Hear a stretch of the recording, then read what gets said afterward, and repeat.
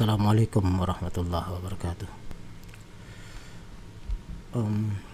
Satu pertanyaan yang sering kali muncul setiap kali saya mendapat kesempatan untuk mengajar di berbagai pelatihan,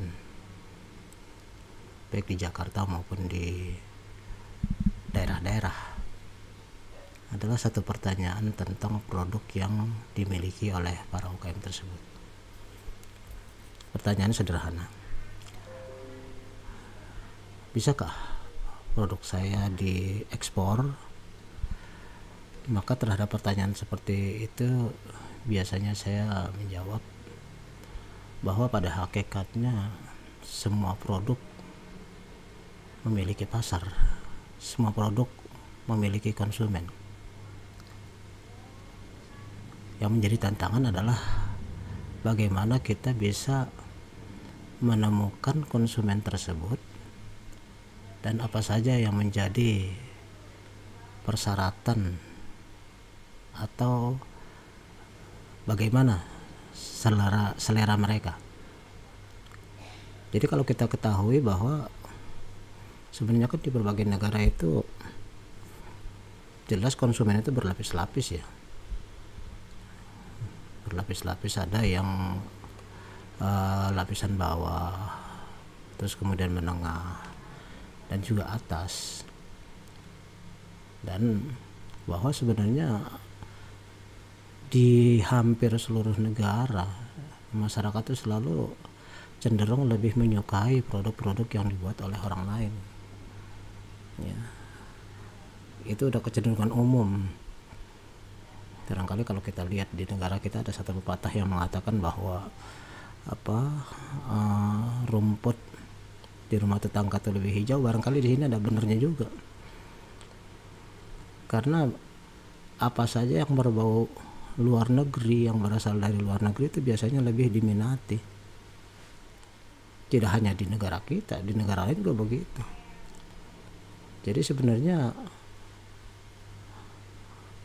bagaimana kita bisa menemukan mereka dari mana, kemudian bagaimana cara kita bisa mencapai mereka, dan bagaimana kita bisa memenuhi apa yang menjadi keinginan mereka.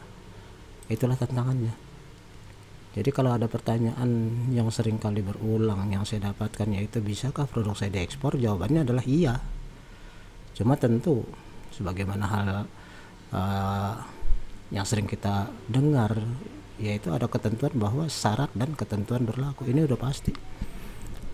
Artinya kita bisa memenuhi keinginan mereka sepanjang kita bisa memenuhi syarat ketentuan dari para pembeli tersebut.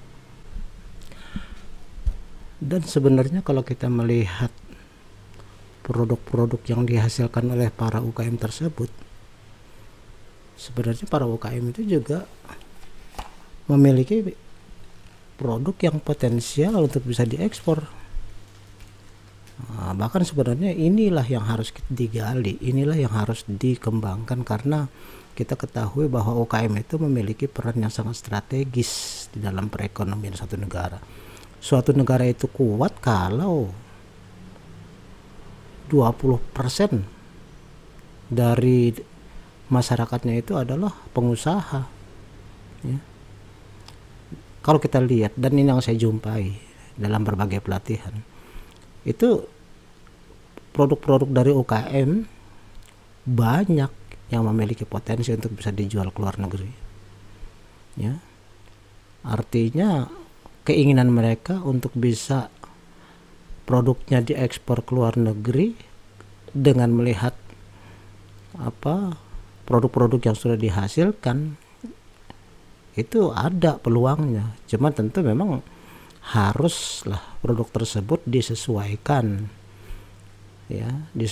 dengan apa yang menjadi harapan dari para konsumen di luar negeri di negara tujuan ekspor tersebut. Nah, karena UKM umumnya masih memiliki berbagai keterbatasan, maka mereka menjadi ragu untuk memasarkan produknya ke luar negeri. Ya. Pengetahuan tentang ekspor, keterbatasan modal, keterbatasan SDM, keterbatasan informasi dan sebagainya, itu adalah beberapa hal saja yang bisa kita sebutkan, ya, yang bisa kita sebutkan sebagai penyebab dari keraguan-raguan dari para eksportir tersebut di dalam menembus pasar ekspor. Oleh karena itulah maka untuk bisa para eksportir tersebut, ya, memenuhi keinginan dari para pembelinya di luar negeri, maka ada hal-hal yang harus terlebih dahulu dibenahi dari sisi eksportir tersebut. Kalau kita mengacu kepada suatu penelitian yang dilakukan pada tahun 2018 oleh LPEM, Fakultas Ekonomi dan Bisnis Universitas Indonesia, bekerja sama dengan Lincoln University, ya, sebenarnya keraguan-raguan dari para UKM tersebut untuk melakukan ekspor itu, ya, bisa diidentifikasi. Kebanyakan dari mereka sebenarnya juga sudah ekspor tapi tidak langsung. Ada yang melalui trader, ya, artinya mereka hanya menjadi supplier saja kepada eksportir, atau mereka melakukan ekspornya itu dengan menggunakan nama perusahaan lain atau under name, ya, jadi mereka tidak menangani langsung ekspornya. Nah, tentu saja untuk hal tersebut yang berlaku adalah mereka memiliki keuntungan yang terbatas karena harganya tentu saja menjadi harga lokal, ya. Data penelitian yang dilakukan oleh UI tadi dilakukan terhadap 271 UKM, ya, yang sudah melakukan ekspor dan 226 UKM yang belum melakukan ekspor, di mana dari 226 yang belum melakukan ekspor itu 114 orang memiliki niat untuk melakukan ekspor tapi masih ragu-ragu untuk memulainya, ya. Kemudian industri yang dilakukan sebagai atau jadikan sampel pada penelitian tersebut berasal dari 10 sektor produk, mulai dari pertanian, makanan, tekstil atau garmen, kerajinan, sampai kepada komponen mesin. Berarti penelitian ini sebenarnya sudah cukup kuat karena dia dilakukan di 7 provinsi di Jawa dan Bali, dan kita tahu bahwa memang basis dari para UKM yang memiliki potensi itu memang ada di Pulau Jawa ini, Pulau Jawa dan Bali ini, ya. Di daerah lain ada tapi tidak sekuat yang ada di Pulau Jawa ini, ya. Oleh karena itulah maka barangkali yang harus kita lakukan adalah mengidentifikasi permasalahan UKM tersebut, ya. Kita sebutkan di sini bahwa sebenarnya UKM yang ingin melakukan ekspor itu ada 4 hal yang harus diperhatikan. Yang pertama adalah rencana kerja. Rencana kerja untuk ekspor itu haruslah memiliki landasan yang kuat. Dan ini kebanyakan para UKM itu tidak mendasarkan bisnisnya kepada suatu perencanaan yang matang, ya. Kalau kita pinjam dari metode analisis SWOT untuk mengukur kemampuan kesiapan mereka ekspor, maka mereka belum tahu persis apa saja kekuatan yang mereka miliki, apa saja kelemahan-kelemahan yang masih menjadi gangguan. Oleh karena itulah maka berdasarkan faktor internal tersebut, ketika mereka mencoba untuk menelusuri faktor eksternal di negara tujuan ekspor, maka yang terlihat adalah mereka sangat banyak memiliki tantangan dan sedikit sekali peluangnya, ya. Oleh karena itulah maka perencanaan ekspor yang memiliki landasan kuat adalah tentu perencanaan ekspor yang didasarkan kepada hasil analisis SWOT, sehingga mereka bisa memiliki atau mengetahui apa saja kekuatan yang mereka miliki dan kemudian kelemahan-kelemahan yang masih ada, serta di negara tujuan ekspor itu apa saja yang menjadi peluang mereka, di samping tentu apa saja yang menjadi hambatan-hambatan yang harus diatasi, ya. Hal berikutnya yaitu adalah bahwa untuk bisa menjadi eksportir itu persyaratan yang juga sangat penting adalah para eksportir itu harus memiliki dedikasi atau komitmen yang kuat untuk menjadi eksportir, dan tentu saja dalam hal ini mereka harus siap untuk berkorban. Kalau kita mau mengharapkan bahwa dengan melakukan ekspor itu keuntungan menjadi lebih besar dibandingkan dengan berdagang secara lokal, itu kan sama saja kalau kita memancing mengharapkan ikan yang lebih besar, lebih banyak.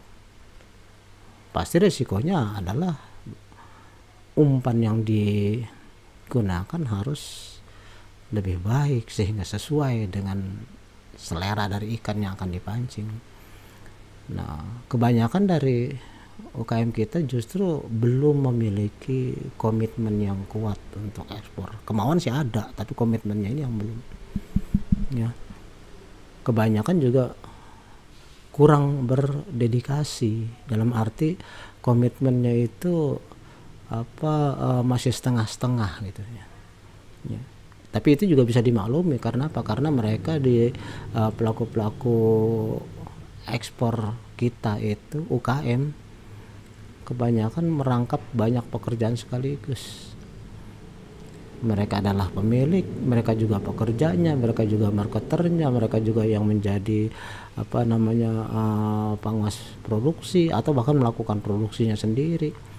Mereka juga yang mengatur keuangan, ya. Nah itu, jadi mereka memiliki keterbatasan tersebut. Di samping itu juga kelemahan dari UKM juga memang di dalam segi keuangan memang antara lain karena keterbatasan modal, juga adalah karena mereka belum melakukan pembukuan secara baik sehingga masih terdapat percampuran antara modal usaha dengan kebutuhan rumah tangganya, ya. Ini juga menjadi kelemahan dari para UKM tersebut, ya. Dan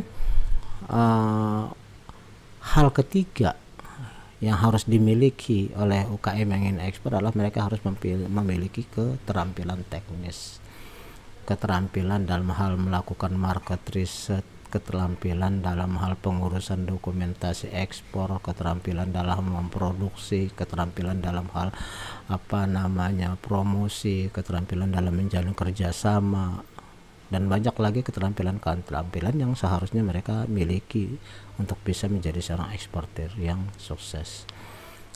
Di samping itu juga faktor yang keempat adalah pengetahuan ekspor. Pengetahuan ekspor itu banyak yang belum memahami, ya. Manajemen dari perusahaan juga masih belum baik, ya. Pencatatan yang rapi dalam hal keuangan dan berbagai hal aktivitas, jadi track recordnya juga masih lemah, dan juga analisis pasar yang justru kadang-kadang mereka belum tahu harus melakukan apa dalam rangka mencari pembelinya di luar negeri, ya. Oleh karena itulah ada berbagai hal yang harus dilakukan terlebih dahulu. Yang pertama adalah persiapan, ya. Persiapan itu mencakup, pertama, pertanyaannya adalah apakah Anda memiliki produk yang memenuhi keinginan pasar luar negeri, ya. di mana produk tersebut harus dengan ketersediaan yang cukup. Sebab banyak juga keluhan dari pembeli luar negeri itu, UKM kita itu untuk 1-2 kali transaksi oke, tapi kemudian lama kelamaan mengalami penurunan dan bahkan kemudian kualitasnya juga menurun, jumlahnya menurun, kapasitasnya menurun, dan kualitas juga menurun, sampai pada akhirnya transaksi tidak bisa dilakukan untuk yang berkelangsungan. Padahal kalau kita mau ekspor itu biasanya yang diinginkan adalah kontinuitas dari produksi itu. Oleh karena itu ketersediaan produk yang ingin diekspor itu sebenarnya harus dipastikan dulu cukup atau tidak. Nah, dan juga setelah kita tahu bahwa kita punya produk itu memiliki kapasitas yang cukup, maka pertanyaannya adalah apakah produk itu memang memiliki permintaan yang tinggi di pasar di negara tujuan ekspor, ya. Kemudian di samping itu juga kita harus tahu apakah produk yang diinginkan tersebut juga dipasok oleh pengusaha yang lain, baik dari negara yang sama yaitu Indonesia maupun dari negara-negara lain. Jadi kita harus tahu seberapa besar peluang kita untuk bisa ekspor ke negara tujuan ekspor dimaksud. Oleh karena itulah maka harus disusun perencanaan bisnis ekspor. Ini juga hal yang belum dilakukan oleh kebanyakan UKM kita. Jadi seringkali melakukan ekspor itu tanpa perencanaan, ya. Nah, kemudian yang berikutnya adalah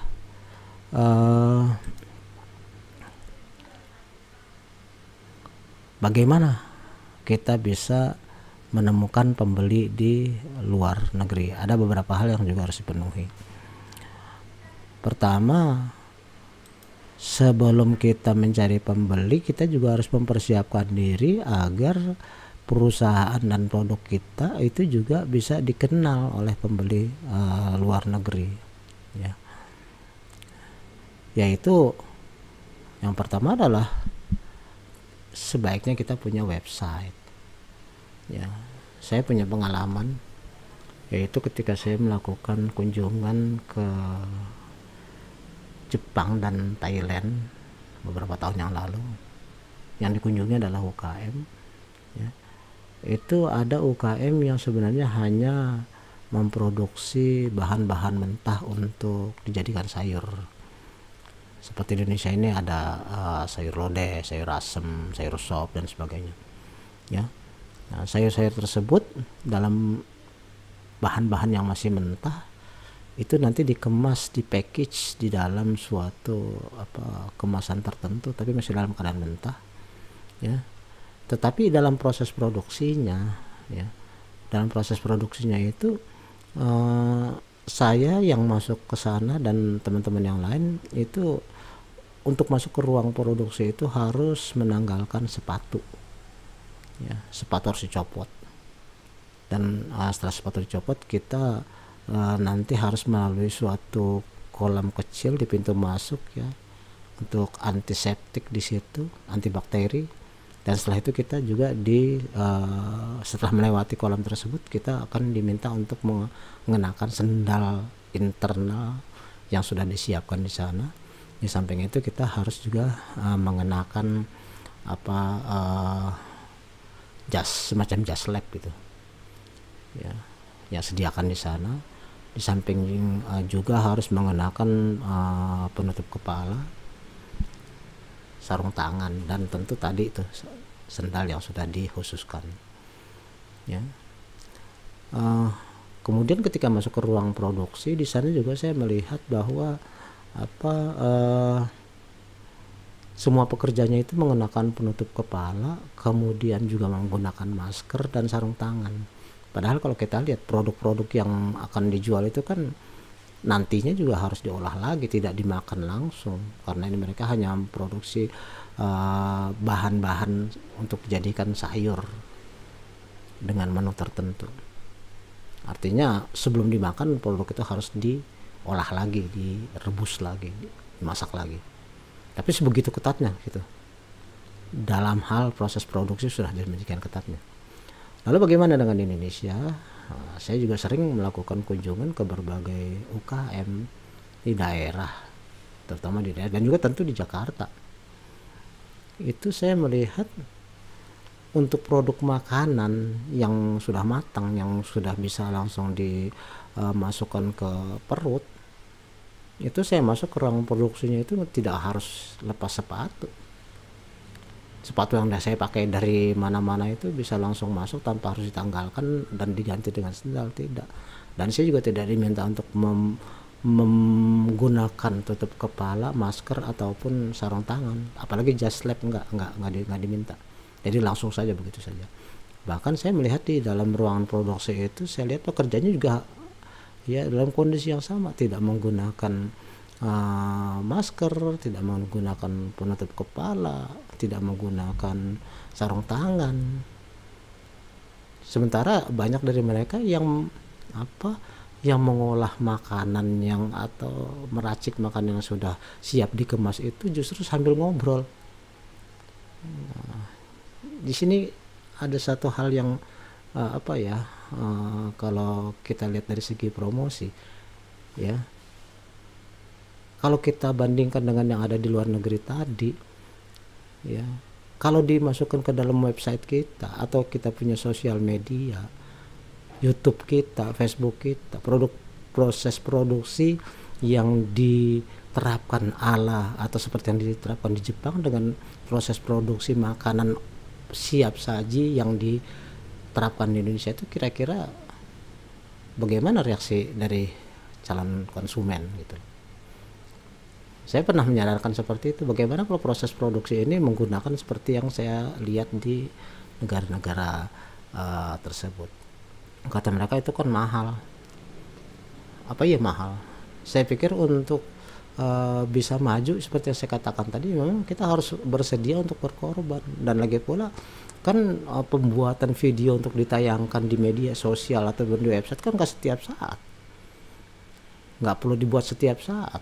Bisa saja satu versi itu kita gunakan untuk sekian waktu atau 1 tahun juga bisa, sampai akhirnya nanti kita lakukan lagi revisi atau updating, ya, versi baru. Tapi yang sekarang ini seperti itu, apa sih modalnya? Ya saya bilang coba aja ruang produksi ini, cobalah dicat yang rapi, kemudian disusun bagaimana supaya desainnya itu memperlihatkan kesan yang higienis, kesan yang baik, bersih. Kemudian para pekerjanya juga menggunakan atribut-atribut yang saya sebutkan tadi. Ini khusus untuk makanan ya, penutup kepala, terus kemudian masker, kemudian sarung tangan, jas lab. Dan jangan biarkan pekerja yang tidak menggunakan apa-apa itu bekerja sambil ngobrol. Itu kan nanti ada hal-hal yang tidak mengenakan menimpa makanan-makanan tadi, yang nantinya kalau orang melihat itu ditayangkan di YouTube, waduh, seperti apa reaksinya. Oke, jadi kita dalam rangka mencari pembeli di luar negeri juga harus memperlihatkan kesan yang baik terhadap calon pembeli, terhadap kita punya produk. Jangan sampai ke pembeli kemudian melihat yang hal seperti itu. Sebaliknya, pembeli seharusnya diberikan kesan dengan pembuatan suatu tayangan yang memperlihatkan bahwa produk makanan kita itu memang produk yang bersih, rapi, sehat dan sebagainya. Karena kalau perlu dari awal itu sudah dibuatkan ininya dari pintu masuk. Saya pernah mengcoach itu suatu perusahaan di Depok. Saya bilang ini dari mulai pintu masuknya tolong bisa didesain begini, terus kemudian nanti di ruang produksi, ya. Itu saya kemudian alhamdulillah diturutin dan kemudian saya lihat videonya cukup bagus. Tapi saya belum monitor lagi apakah itu kemudian memang berdampak terhadap pembelian setelah dimuat di media sosial ataupun di website mereka. Tapi secara logikanya sudah pastilah kesan dari konsumen itu berubah. Beda dong dengan yang tidak menggunakan hal seperti tadi. Oke, mencari pembeli, di samping kita punya website juga kita harus bisa menelusuri berbagai situs, ya. mencari informasi dari situs-situs yang sekarang ini justru banyak sekali bertebaran, baik itu di CIA, situs CIA, bagaimana kondisi pasar di negara tertentu, bagaimana tren pembeliannya, bagaimana GDP-nya, bagaimana pesaingnya, bagaimana persyaratan-persyaratannya dan sebagainya. Itu sekarang banyak website-website yang bisa kita telusuri, termasuk juga di CBI, termasuk di trade map, banyak sekali deh. Asal kita mau cari informasi sebenarnya banyak sekali. Nah, di samping itu juga kita jangan segan-segan untuk sering-sering datang ke pameran dagang. Pameran dagang ya kalau dalam rangka ekspor ya baik, pameran dagang ekspor, tapi sebagai studi perbandingan bisa saja pameran dagang di dalam negeri, tapi juga kita melihat produk-produknya, kemudian kita cari yang kira-kira bagus, kita lakukan dialog, kita bertanya-tanya. Kalau dari pameran ekspor ya jangan sampai segan kita minta kartu nama dari para pengunjung, karena nanti dalam rangka mencari pembeli itu kita bisa menjadikan kartu nama itu kita kirimi introduction letter ya.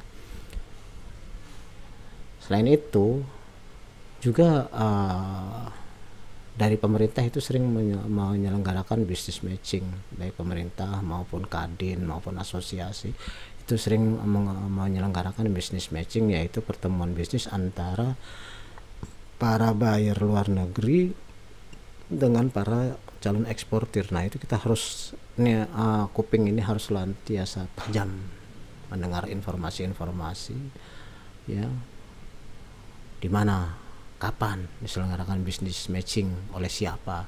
Nah itu kita harus sering-sering datang untuk paling tidak kita pelajari dulu deh keinginan dari para pembeli pada umumnya itu seperti apa gitu. Jadi kita tahu trennya ya, walaupun kita mungkin belum bisa memenuhi pada saat itu, tapi kita kan sudah punya informasi dasar daripada kita dalam keadaan ngeblank sama sekali tapi mau coba-coba cari pembeli.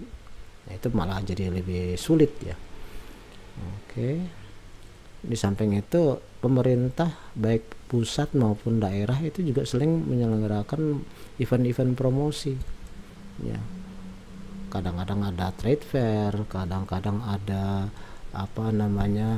kunjungan dari luar ke Indonesia, kunjungan dari bayar maksudnya. Nah, juga ada kunjungan dari kita ke negara-negara tersebut gitu. Ini harus kita senantiasa kita ikuti ya. Jadi artinya fasilitasi dari pemerintah berupa business matching maupun event promosi itu harus kita tahu, dan kita sedapat mungkin kalaupun kita belum bisa menjadi peserta ya kita datangin untuk bisa menggali banyak informasi. Nah, di samping itu dalam rangka mencari pembeli dan trennya ini jangan sampai kita segan-segan untuk rajin membaca artikel ekspor supaya kita jadi banyak tahu bagaimana kondisi ekspor, bagaimana kondisi di suatu negara tujuan ekspor, bagaimana budayanya, bagaimana kondisi ekonominya, bagaimana trennya dan sebagainya ya. Itu kita harus bisa mengikuti itu. Yang keempat adalah untuk bisa menjadi eksportir itu kita harus tahu bagaimana metode pembayaran luar negeri ya yang paling aman, karena kita tahu bahwa metode pembayaran itu banyak sekali ya. Ada yang menggunakan LC, ada yang tidak menggunakan LC, terus kita pahami ya. Maka kita harus pilih mana yang kira-kira aman. Ada yang membolehkan adanya pembayaran down payment, uang muka ya, sebagai modal. Saya pikir sepanjang kita bisa meyakinkan calon pembeli, tidak mustahil juga sih bahwa calon pembeli itu pada akhirnya karena memang sudah tertarik dengan produk kita, dia siap untuk memberi modal, baik itu sebagai down payment atau bahkan keseluruhan, nih udah saya modalin, kamu tinggal produksi dan kirim. Ada yang seperti itu juga, bukan satu hal yang aneh ya. Maka kita harus bisa memberikan meyakinkan para calon pembeli bahwa memang produk kita itu berkualitas sesuai dengan apa yang mereka inginkan. Nah, kalau kita kemudian juga mengalami keterbatasan dalam hal produksi dan sebagainya, di samping kita mencoba untuk meyakinkan para pembeli dengan memberikan down payment, nah bisa juga kita mencari lembaga-lembaga pembiayaan ekspor. Nah, memang kadang-kadang lembaga pembiayaan ekspor ini mensyaratkan hal-hal tertentu. Makanya kita harus bisa memilih fasilitasi pembiayaan yang tepat yang tidak memberatkan kita. Kalau kita pakai metode pembayaran LC, itu satu jenis LC juga bisa kita jadikan agunan untuk mencari pinjaman guna melakukan produksi, ya. Jadi dengan demikian maka kalau kita ambil kesimpulan, persyaratan-persyaratan yang harus dipenuhi dalam rangka menjawab bisa nggak produk saya diekspor adalah, pertama, pahami dulu tahapan-tahapan ekspor yang harus dijalani. Yang kemudian untuk bisa ekspor juga kita harus memenuhi legalitas ekspor, legalitas yang diterapkan di negara kita, legalitas yang diterapkan di negara tujuan ekspor, maupun persyaratan yang diminta oleh para calon pembeli, ya. Biasanya yang banyak dipersyaratkan itu adalah masalah standar kualitas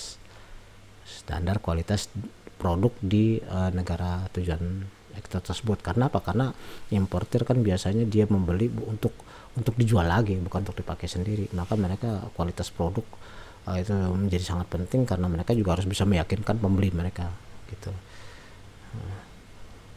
Nah, dalam hal ini juga kita harus bisa sedapat mungkin memiliki sertifikasi yang terkait dengan produk kita, baik sertifikasi atas kualitas produk, sertifikasi atas proses manajemen perusahaan kita, sertifikasi atas keberadaan perusahaan kita dengan lingkungan dan sebagainya. Itu adalah sertifikasi yang saat ini sangat dibutuhkan untuk bisa meyakinkan para pembeli, ya.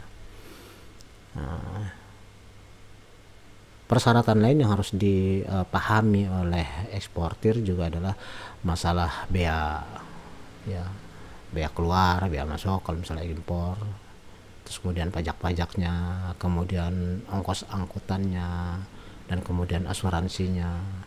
Nah, terkait dengan ini sebenarnya pembicaraan ini nanti bisa diperluas dengan kita mempelajari masalah Incoterms, International Commercial Terminologies, yang pada kesempatan ini akan saya coba untuk mengulasnya, ya.